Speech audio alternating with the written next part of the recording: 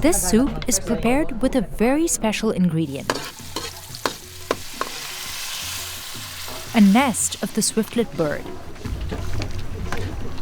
Ito naman yung laway ng laway mismo ng ibon. Hindi katulad ng ibang ibon na yung ginagawa nilang pugad is yung mga dahon-dahon. The soup is considered a delicacy around the world. One bowl can cost as much as $100. Harvesters have to climb slippery cliffs just to find and collect the coveted nests. We went to the Philippines to find out how this infamous dish is prepared and why it's such a rare treat.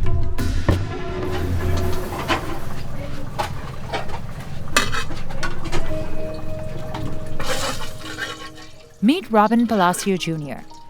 He's a chef at Lidans, a restaurant here in Taytay.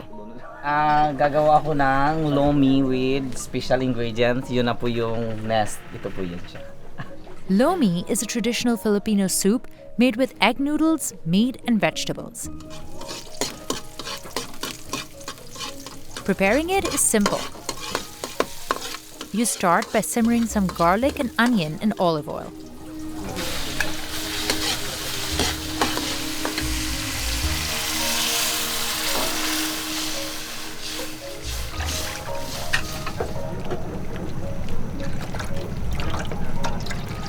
Then Chef Robin adds veggies and noodles before the swiftlet nest goes in. It only takes about 45 seconds for the nest to cook.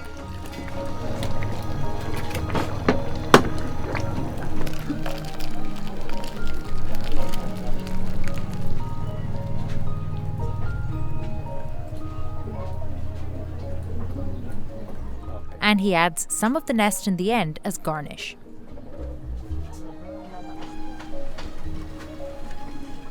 The nests are rich in protein and amino acids.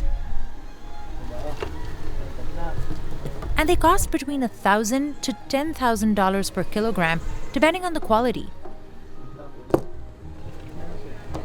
Sa tingin ko, yung kumakain lang ng soup ng balin sa sayaw, yung mga mayayaman lang talaga. Kaya nilang bilhin kasi medyo may kamahalan talaga. Yung mga katulad natin, medyo parang wala na lang.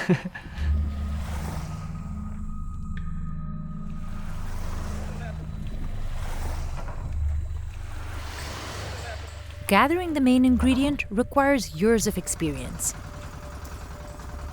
Alvin Villarendo climbs cliffs that are up to 100 feet high with no harnesses or safety gear. Kunting pagkakamali mo lang, wala na, diretso na talaga, laglag ka na talaga. The men in Alvin's family have been doing this job for generations. Their ancestors discovered the caves on Nabat Island hundreds of years ago. Now they're the only ones allowed to pick the nests during harvest season between December to April. Alvin can find as many as 2,500 in those 5 months.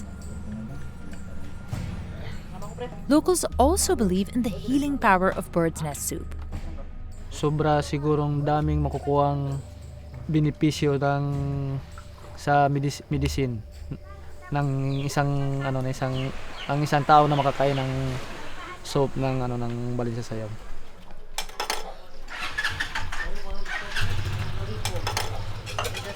Alvin's wife Marby drank it after giving birth. Ano yung healthy yung aking katawan. Tapos pagdating sa baby, kasi breastfeed, malakas siya, nagpapagatas talaga siya.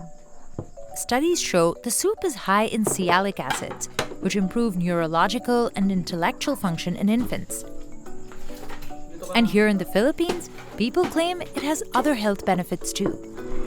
Ting sa sexual ng lalaki daw, malaking tulong daw yan. Kahit sa mag-asawa. Nakatanggal siya ng hangover sa mga manginginom. While those claims haven't been proven, the soup is still a favorite in China, Indonesia, and among locals in the Philippines. Yun lang masasabi ko talaga sa kanya. Amazing talaga siya. Yung lumi.